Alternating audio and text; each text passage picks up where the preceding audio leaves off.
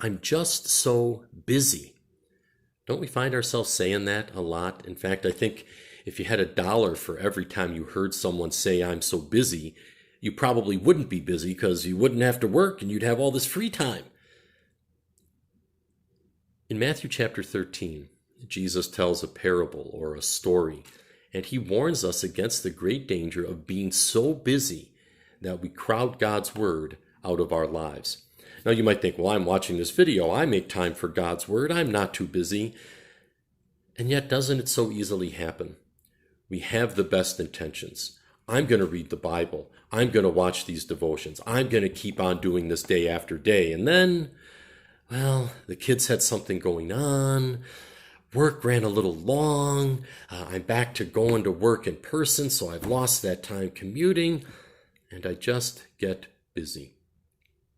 This parable that Jesus told, he talks about people who believe the word, but then the worries of this life choke out that word and make it unfruitful. Sounds like they just got busy. Didn't have the intention to stop hearing God's word, but just let other things crowd it out, little by little. But there is good news. Even when our sinful hearts try to convince us we're too busy, God says the powerful seed of his word is what changes our hearts.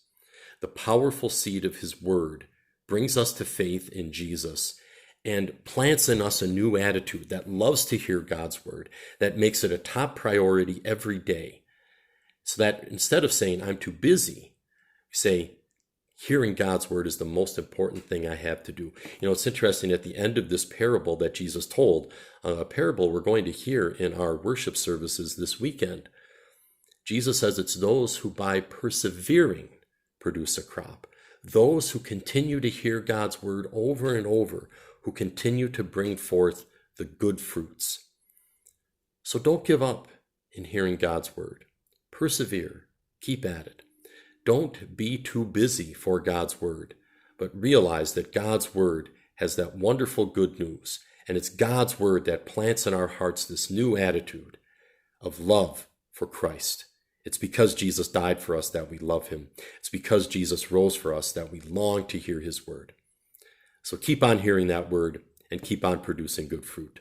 We'll look forward to seeing you online or in person this weekend, God willing.